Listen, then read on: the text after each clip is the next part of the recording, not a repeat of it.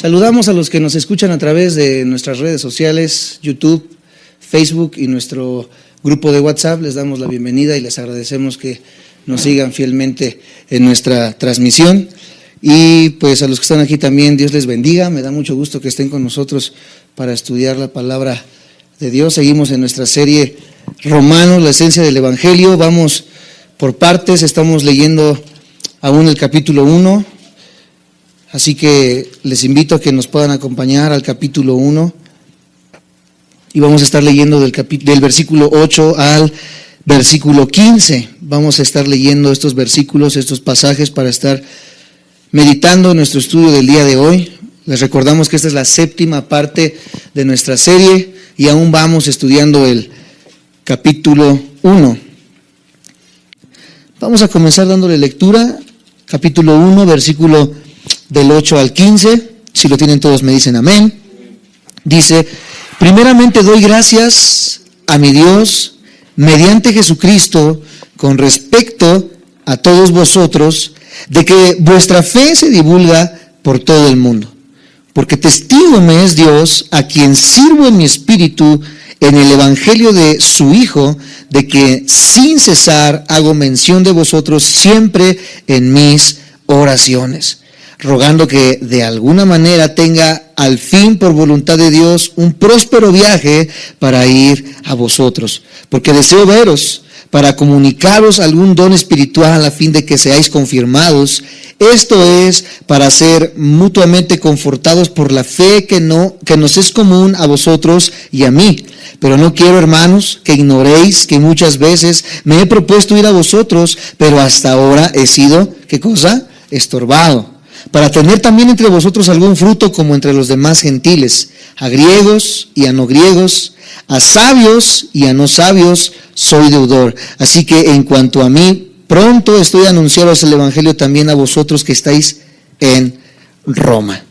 Al parecer estos pasajes no nos dicen nada más que lo que el apóstol Pablo les está platicando a la iglesia de Roma, pero ciertamente en estos pasajes encontramos algo precioso. Y en esta tarde, más allá de estarle predicando a un grupo de discípulos, estamos hablándole a un grupo de personas que en algún momento se convertirán en líderes, que se convertirán en maestros, que se convertirán en pastores. Más allá de hacerlo a una congregación, a los que nos ven en internet y que forman parte del liderazgo de su iglesia, llámese maestro de niños, pastor, maestro dominical, líder de alabanza, etcétera. Este tema o el tema del día de hoy va dirigido a ti que eres líder y a aquellos que tienen en su corazón el llamado o el llamamiento a formar parte también del liderazgo, ya que vamos a estar analizando el carácter de un líder, cuáles son las características de un líder, cuál es el corazón de un líder, cuál es la intención y la motivación de un líder con respecto a la vida del apóstol Pablo en los pasajes que acabamos nosotros de leer. Quiero comenzar diciéndole a ustedes y a los que nos ven por internet que ciertamente en nuestra formación personal y muy personalmente, o sea, en mi vida, yo sé que la vida de mi papá también fue un caso semejante al mío, aunque con ciertas diferencias. Nosotros aprendimos mucho de las personas que nos enseñaron. Mi padre pues estudió en un instituto formal, con maestros formales. Recuerdo al primer pastor de mi padre, era un norteamericano llamado Chris Jones, que al día de hoy ya no está con nosotros, ya falleció. Aproximadamente ¿hace cuántos años falleció, papi? Como unos 3, 4 años. Un pastor entregado, un pastor que amaba la obra, un pastor que daba de lo que no tenía, un pastor que su corazón y su motivación siempre fue ayudar al que más lo necesitaba. El pastor Chris Jones nos enseñó a trabajar en las calles, a dar de comer a los indigentes, a los niños en situación de calle, a los niños en situación de violencia, a los niños en situación de drogadicción, etcétera, etcétera, llevando juguetes, comida caliente, ropa, etcétera. Era un pastor motivado a la ayuda altruista, era un pastor que ciertamente todo lo que él tenía, todo lo que él poseía, lo invirtió, hablando económicamente, para la obra y el servicio de Dios. Levantó muchas misiones aquí. El ministerio por el cual formaba parte antes mi padre se llamaba Avance Cristiano Internacional. En inglés no recuerdo cómo se traduce, pero en México así se llamaba. Había muchas sedes en todo México, pero lo más fuerte era aquí en el Distrito Federal. Y yo sé que mi padre aprendió mucho de este líder, y aprendió mucho de sus maestros cuando estuvo en el Instituto Teológico Timoteo Internacional, etcétera, etcétera. Yo en lo personal no tuve una formación formal, por así decirlo, en un instituto, pero los maestros que yo tuve, o la forma o la educación que yo tuve, también aprendí mucho. Mi formación fue más autodidacta. Aprendí mucho de los libros que leí, sigo aprendiendo mucho de los libros que sigo leyendo, aprendí mucho de los trabajos que he tenido que hacer, de los escritos, de los ensayos que he tenido que desarrollar, y ciertamente esto te enseña muchísimo. Aprendes demasiado de los líderes hoy en día. Yo sé que ustedes están aprendiendo mucho de lo que están aprendiendo a través de la palabra de Dios, pero más allá de todo eso, y más allá de lo que yo haya aprendido de un libro o de un seminario, creo que la mayor formación que tiene un discípulo que va a ser formado como líder es la formación de la persona que está delante de ustedes. Creo que la mayor motivación y la mayor formación se ve en el carácter de la persona que les predica, en el testimonio de la persona que les habla y en la forma en la que la persona que les enseña se está dirigiendo. Así que más allá de lo que yo pude haber aprendido en un libro, la mayor parte de lo que yo he aprendido en mi formación como cristiano sí es la palabra de Dios, pero también aprendí mucho del carácter de mi padre y del carácter de los pastores a los cuales yo me he acercado para poder desarrollar y crecer en mi formación teológica. Así que si algo yo puedo agradecer a Dios es la vida de mi padre, el testimonio que él me ha dado y la forma en la que se ha conducido para yo ser la persona que soy en lo ministerial. Y en los versículos que nosotros estamos analizando en este momento nos damos cuenta que el apóstol Pablo de igual manera está dándose él mismo como carta abierta a la iglesia de Roma.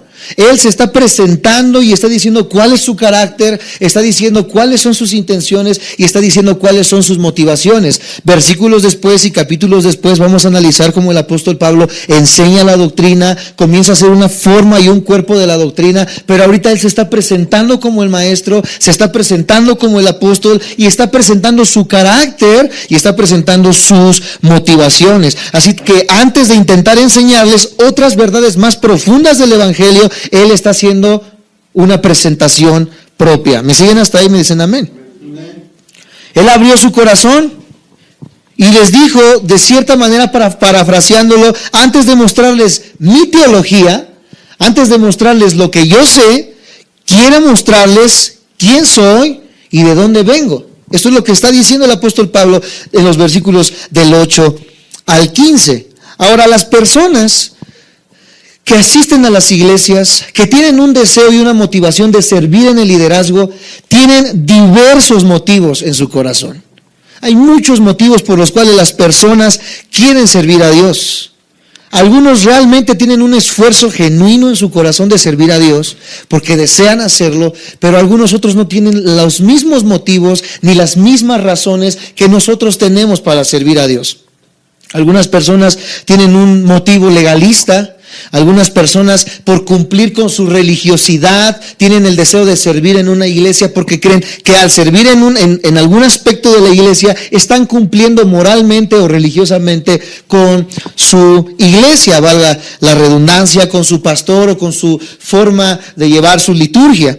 Algunos otros sirven al Señor por temor a la familia, temor a la aceptación, temor a la gente que te rodea, por temor de ser rechazado o aceptado. Algunos caen y entran quizás en diversas religiones, en diversos movimientos. ¿Por qué? Porque tu novia formaba parte de un sistema de ideologías o de religión y tú, por querer hacer cierto clic con esta persona, dices, bueno, pues yo quiero ir a tu iglesia, no importando que fuera testigo de Jehová, mormona, etcétera, etcétera. Así que una de las motivaciones de las personas algunas veces es la aceptación, ya sea de una persona, de un cónyuge o de la familia incluso. Podría ser alguna de las motivaciones para poder servir en el ministerio. Otros sirven por razones de apariencia. Otras personas solamente están sirviendo en la iglesia porque desean aparentar cualquier cosa, aparentar piedad, aparentar posición, aparentar inteligencia, aparentar cualquier cosa que le dé un estrato social o que le dé un estado de preeminencia a las personas que le rodean. Algunos otros sirven debido a la presión de los compañeros, debido a la presión específicamente de la familia. Yo recuerdo en el tiempo de mi niñez, yo vi a muchos niños siendo presionados a venir a la iglesia, por ejemplo, por ahí de los 8 o 10 años de edad, y muchos contemporáneos míos de mi edad que formaron parte también de la generación de estudiantes del instituto con mi padre. Muchos de ellos, de esos hijos de pastores, ahorita ya son drogadictos, ahorita ya están tirados, ¿verdad?, al alcoholismo, etcétera, etcétera. ¿Por qué? Porque su motivación en la iglesia nunca fue genuinamente el servicio y el amor de Dios, sino fue la presión de la misma familia o de los mismos compañeros. Sin embargo, cualquiera que sean tus motivos, tú que estás ahorita en este momento escuchándome o tú que me ves por internet, no importa cuáles sean tus motivos o si estos motivos son los que te acabo de decir para el servicio, si son meramente deseos, lo que yo estoy seguro es de que si estos motivos son los que yo acabo de decir, los que tú tienes en tu corazón, son motivos externos. Todo lo que yo acabo de repetir son motivos de apariencia, son motivos que la gente puede ver, pero ninguno refleja el verdadero motivo que Dios está buscando, que es un motivo en nuestro corazón, un motivo en nuestro espíritu, un motivo que emane desde nuestro interior para ser reflejado en el exterior. Los demás solamente es una apariencia, pero el motivo que Dios está buscando es un motivo que nazca desde lo más profundo de nuestro corazón. Primera de Corintios, acompáñenme por favor a Primera de Corintios capítulo 10, sin que pierdan Romanos. Primera de Corintios capítulo 10, versículo 31. Es bueno que lo apuntes y si no lo puedes buscar en tu Biblia, va a estar delante tuyo. Primera de Corintios capítulo 10, versículo 31, dice de esta manera, los que lo tengan me dicen amén. Dice, si pues coméis o bebéis o hacéis otra cosa, todos conmigo, dice, hacedlo todo para la gloria de Dios. ¿Cuál es la motivación genuina para el servicio? ¿Cuál es la motivación genuina de una persona que quiere ser parte del liderazgo de una iglesia? Hacer las cosas para la gloria de Dios, no para mi beneficio, porque hay muchas personas, muchos pastores al día de hoy que lo hacen para su beneficio. Yo conozco a muchos pastores que formaban parte del mismo presbiterio que nosotros. Hablamos de 30, 40 pastores que nosotros conocíamos en la antigua red a la que pertenecíamos, que su única motivación era números en la iglesia. Nos decían cada mes, ¿verdad? Hacíamos una junta con el apóstol, entre comillas, una junta, y el apóstol nos decía, a ver, iglesia de Tecama, ¿cuántas cabezas de ganado? Casi nos decía. ¿Cuántas personas ingresaron hoy a tu iglesia? No, pues hoy a mi iglesia ingresaron, decían unos, 10 personas. Otros, no, apóstol, ya somos 100 personas, ya somos 500 personas. Y su única motivación mes con mes era un crecimiento en número, pero en ningún momento nosotros escuchamos de hablar ni del apóstol, ni de los pastores decir, estamos creciendo en calidad de discípulos. Las personas que asisten a mi iglesia, sean 10, siguen siendo las mismas 10, pero esas 10 personas están cambiando en su manera de vivir, en su manera de pensar, en su manera de ver las cosas. Su matrimonio está siendo restaurado, sus hijos están entrando en sujeción, su esposo cada día más ama a su esposa, etcétera, etcétera. La única motivación del liderazgo de hoy en día son números y enriquecimiento, que la iglesia cada día tenga más posición económica y más posición social de la que tenía en semanas anteriores. Entonces, amados santos de Dios, el motivo de un verdadero discípulo y de una persona que quiera formar parte del ministerio o del liderazgo debe de ser siempre que lo que tú hagas glorifique a Dios.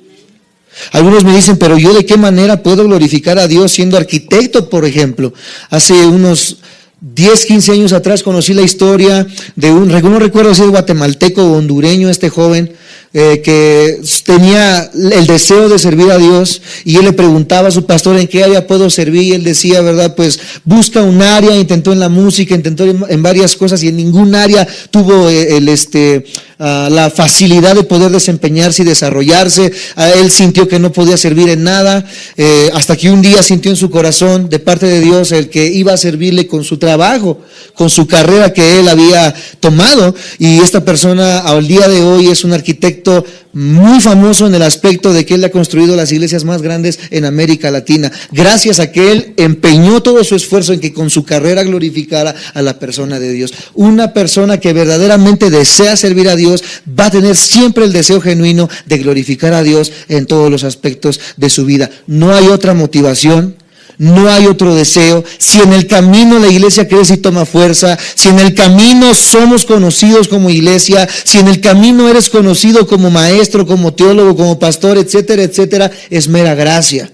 Pero si nunca eres conocido, si nunca nadie te aplaude, si nunca nadie viene a tu iglesia, solamente 2 o 3 personas, pero tu motivación es la correcta, servir y darle gloria a Dios, amados hermanos que nos escuchan por internet y los que están aquí presentes, si el deseo de tu corazón es servir a Dios, nunca va a importar nada de las carencias, nada de lo malo que puedas estar pasando en tu vida, porque con lo que tú estás haciendo estás glorificando a Dios y no a tu persona, ni a tu carácter, ni a la manera en la que tú ves el ministerio. Muchas personas hoy en día están enseñando que una iglesia próspera es una iglesia que tiene 100 almas. Un pastor próspero es un pastor que se viste con Pierre Cardin, que se viste con gran Émico, que se viste o que anda en coches BMW, etcétera, etcétera. Y nada de eso demuestra prosperidad, nada de eso demuestra ciertamente el favor de Dios.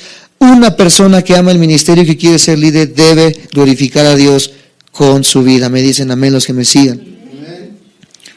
Sin duda alguna, el apóstol Pablo se vio acosado muchas veces por tentaciones de Satanás para abandonar el ministerio.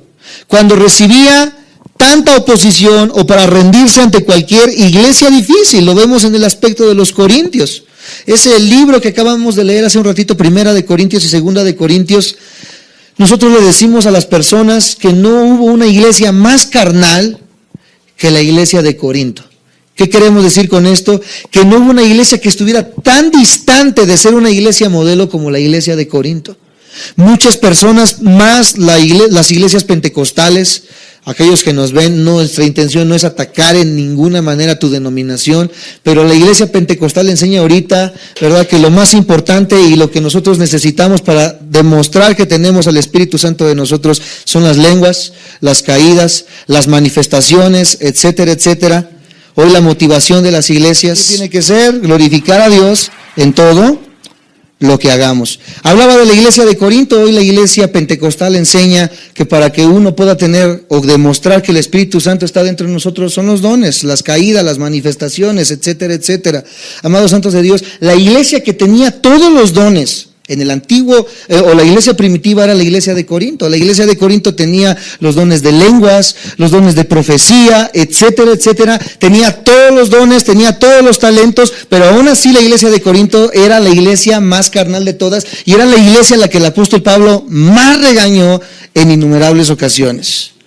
Vemos en la iglesia de Corinto que cuando participaban de la cena del Señor, o sea, de la Santa Cena, cuando tomamos el pancito y cuando tomamos el vino en memoria del sacrificio de Cristo, cuando la iglesia de Corinto hacía esto, adivina qué es lo que hacían estas personas.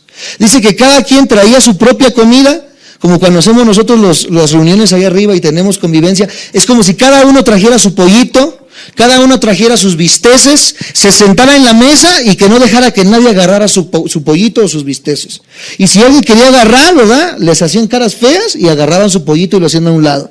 Así estaba la iglesia de Corinto. Dice que cada quien hacía a un lado su comida. Los doctores se juntaban con los doctores, los ingenieros con los ingenieros, los mecánicos con los mecánicos. ¿Por qué? Porque empezaron a hacer grupitos dentro de la iglesia. Comenzaron a excluir a los albañiles, comenzaron a excluir a las personas de menos ingreso, comenzaron a excluir a las personas que no tenían el mismo estrato social y comenzaron, amados santos de Dios, aparte de todo eso, a embriagarse con el vino que utilizaban para la cena del Señor. Imagínense a qué grado estaba la iglesia de Corinto. Y muchos pentecostales dicen, pero aquí dice que hables en lenguas y que las lenguas son el mejor don. Pero ve cómo estaba la iglesia de Corinto, en qué condiciones estaba desarrollando. Y estas personas siempre nosotros les decimos, bueno, también lee el capítulo 12 y el capítulo 14, donde dice que si en la iglesia no hay un intérprete de lenguas, la persona que habla lenguas se calle. Y que hable 1 o 2 o 3 por turno, no todos como locos como lo vemos hoy en día en las iglesias pentecostales. Un gritador, todos parecen guajolotas, chichicuilotas, guacamayas, etcétera, etcétera. Unas cayéndose al suelo, otros dando vuelta como locos. La Biblia condena todo esto, amados hermanos. Y dice que si no hay un intérprete, la persona que habla en lenguas no hable en lenguas. Porque la persona que habla en lenguas habla para sí mismo, pero no beneficia a la iglesia. Por eso el que da profecía es el que debe de hablar, porque es el que beneficia a toda la congregación. ¿Cuál es un profeta? Ya lo estudiamos. Aquel que adivina el futuro. Un profeta es la acción que estoy haciendo yo en este momento, compartir la palabra de Dios. Por eso es más importante en una iglesia, antes de que todos estén hablando en lenguas y cayéndose como locos, que las personas se sujeten al orden bíblico y que hagamos caso y prestemos atención a la palabra de Dios. Ve tú a las iglesias de hoy en día y lo único que ves son éxtasis, movimientos, etcétera, etcétera, y muy pocas veces encuentras palabra de Dios. Por eso es importante que entendamos todo esto, amados santos de Dios. Y Pablo encontró mucha oposición en la iglesia de Corinto. Pablo también fue usado por el Señor en grande manera, debido a que por la gracia y provisión de Dios, él siempre mantuvo puros sus motivos. ¿Cuáles eran los motivos del apóstol Pablo? Siempre agradar a Dios. ¿Cuáles eran los motivos de Pablo? Di conmigo, siempre agradar a Dios. En las primeras palabras que Pablo le da a los creyentes de Roma, Pablo habla acerca de los motivos espirituales sinceros que debe de tener una persona que quiere servir a Dios. Vamos a analizar cuáles serán estos motivos o cuáles son los motivos que debe tener una persona para poder servir a Dios. Cuando la iglesia de Roma recibió por primera vez la carta de Pablo, quizás se hizo muchas preguntas. Recordemos que la iglesia de Roma nunca había recibido la visita del apóstol Pablo.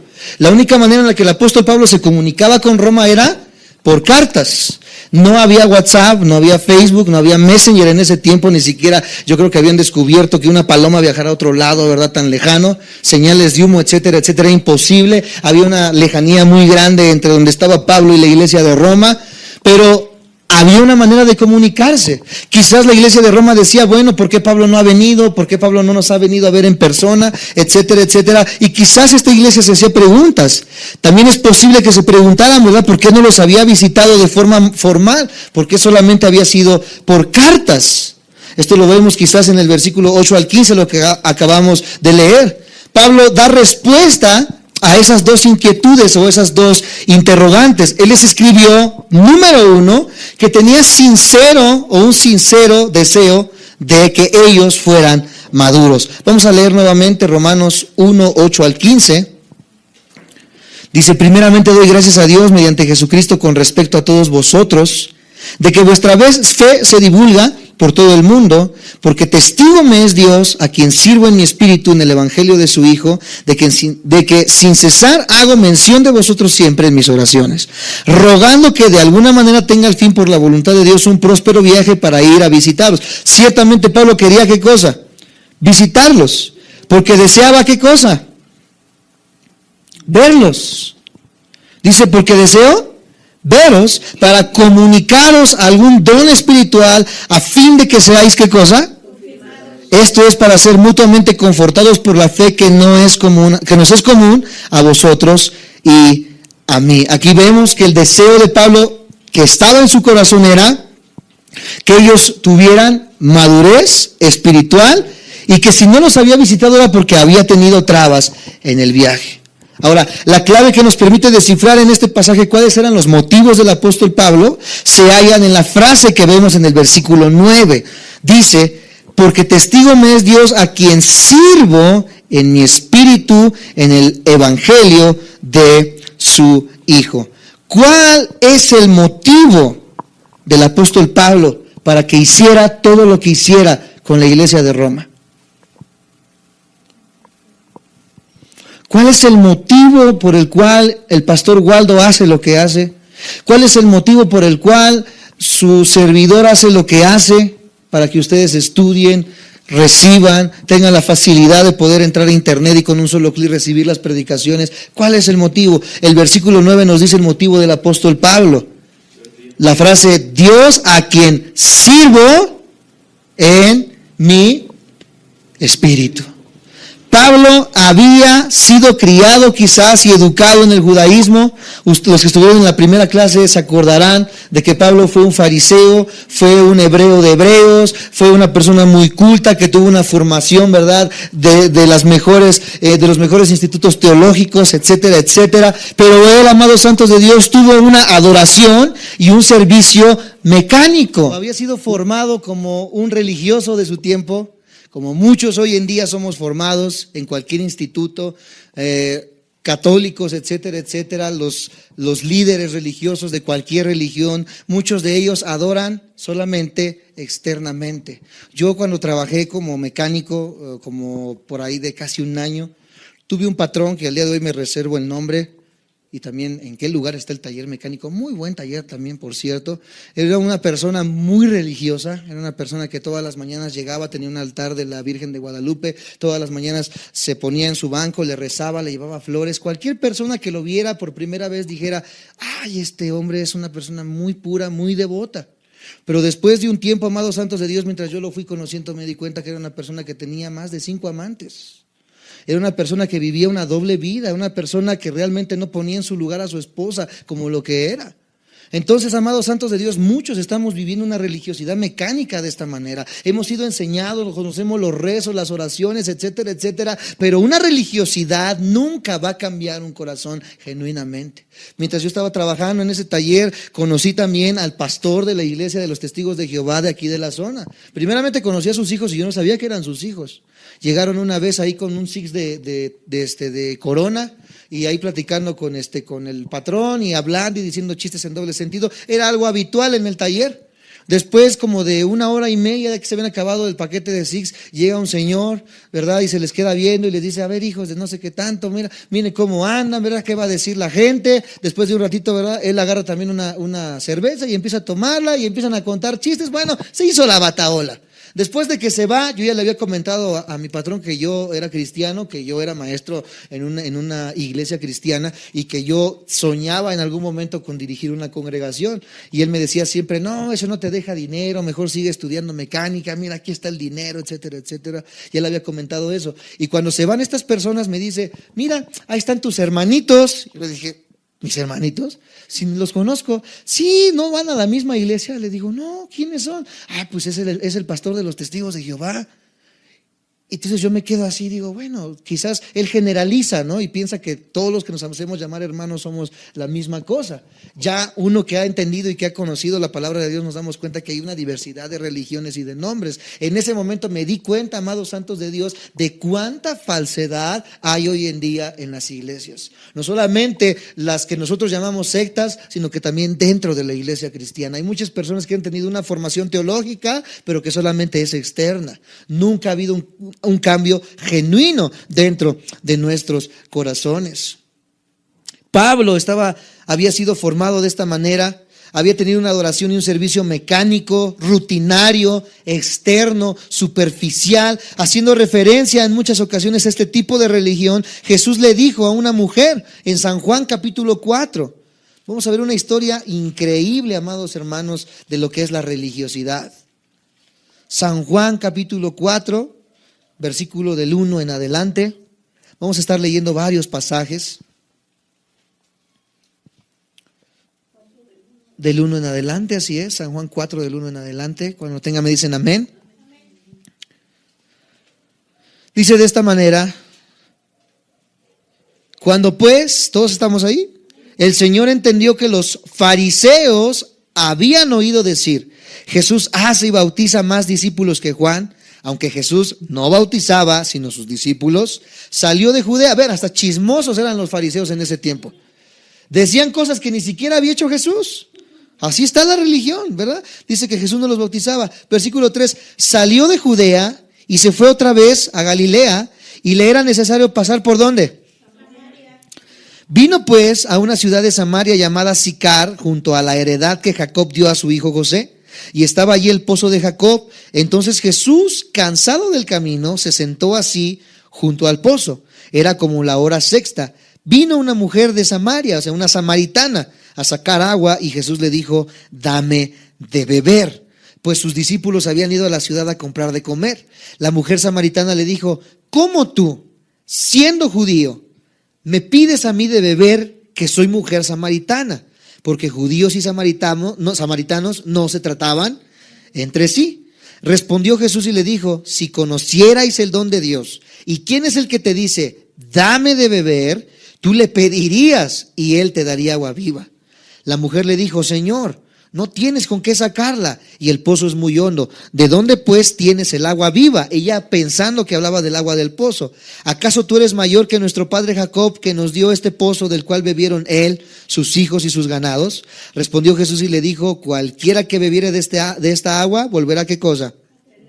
Mas el que bebiera del agua que yo le daré no tendrá sed jamás, sino que el agua que yo le daré será en él una fuente de agua que salte para vida eterna. La mujer le dijo: Señor, dame de esa agua, para que no tenga yo sed, ni venga aquí a sacarla. Seguía pensando que estaba hablando del agua natural. Jesús le dijo: ve, llama a tu marido y ven acá.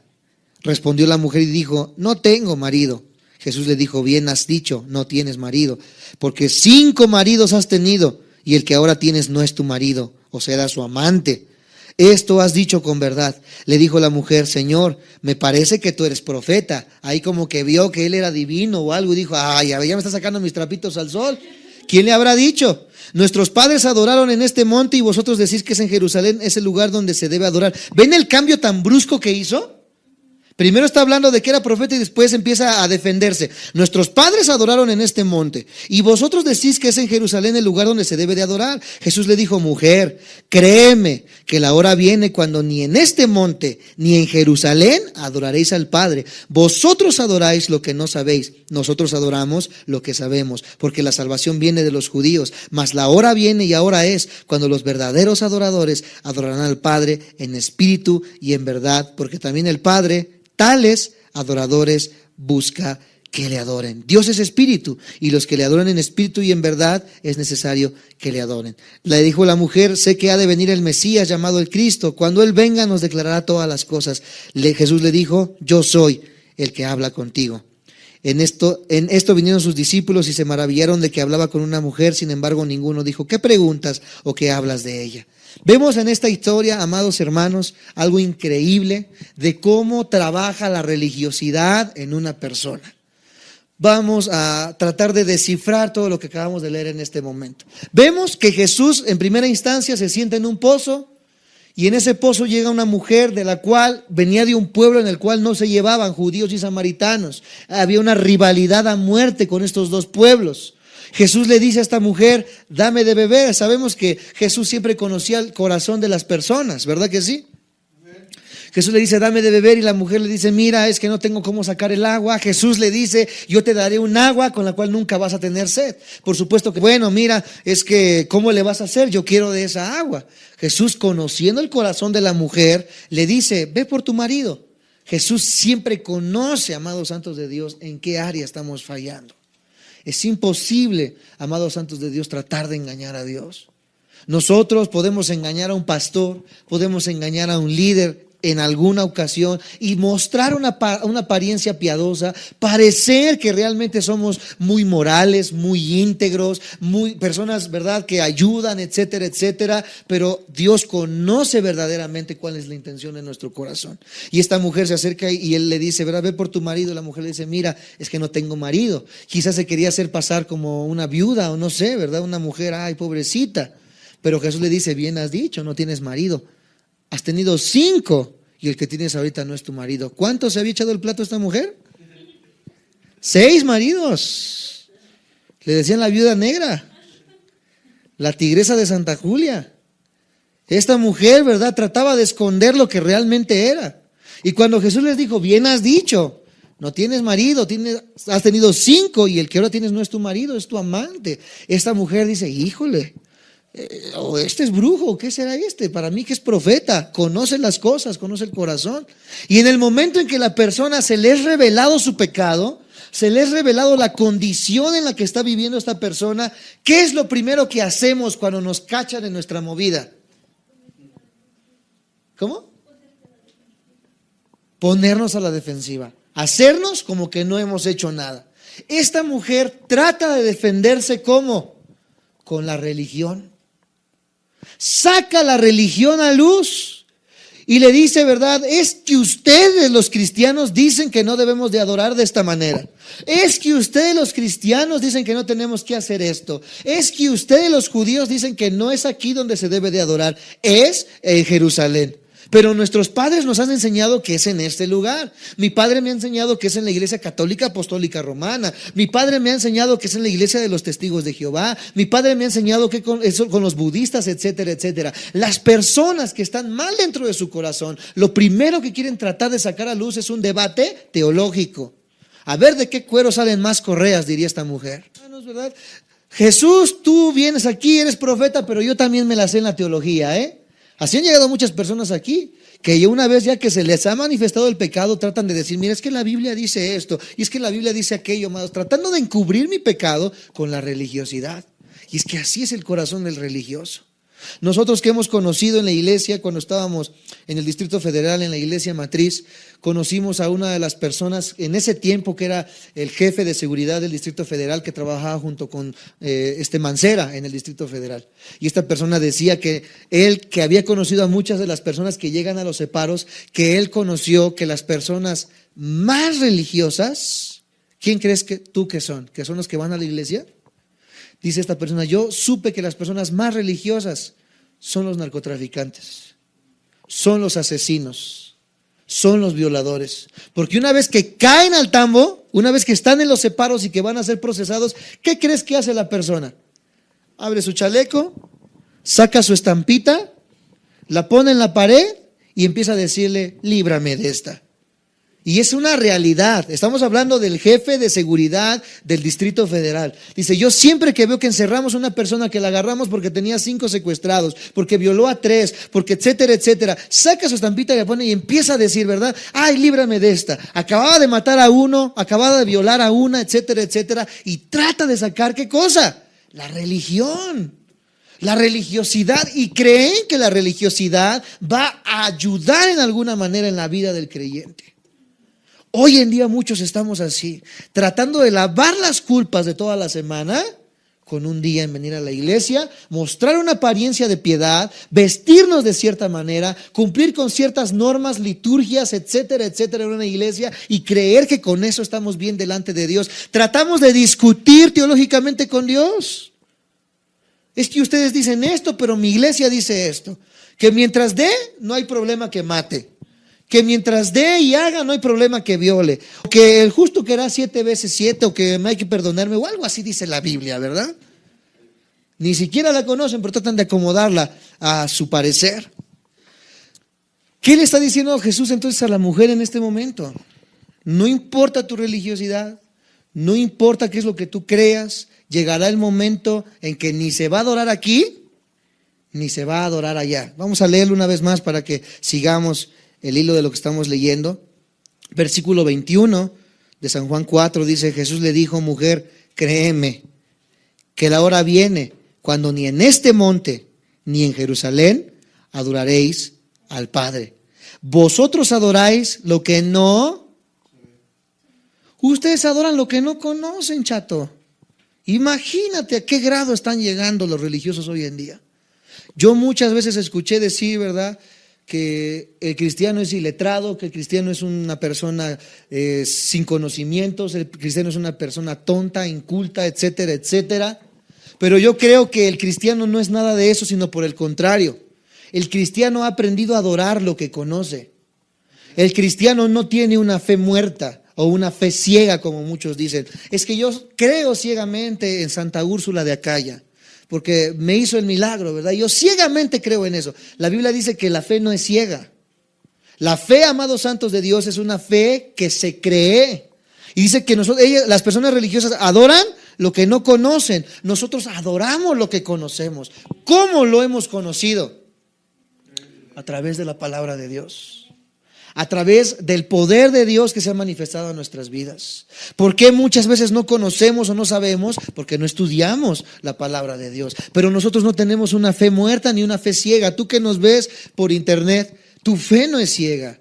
Tu fe tiene bases, fundamentos. Tú tienes las armas para poder debatir en tu escuela. Tú tienes las armas para poder debatir en tu universidad. Tú tienes las armas para poder debatir en tu primaria, secundaria, preparatoria, etcétera, y demostrarle con argumentos científicos, médicos y con este libro a tus maestros ateos de que Dios es real y de que sus propios argumentos y que la misma ciencia se contradice a sí misma.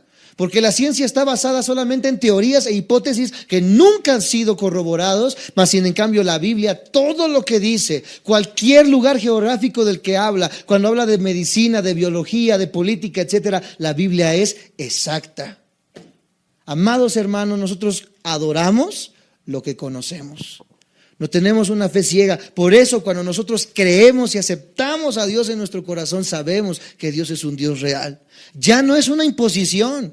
Ya no es porque mi papá o mi mamá me obligan, ya no es para poder tener un estrato social, para poder ser aceptado. Ahora yo sé que hay un Dios verdadero.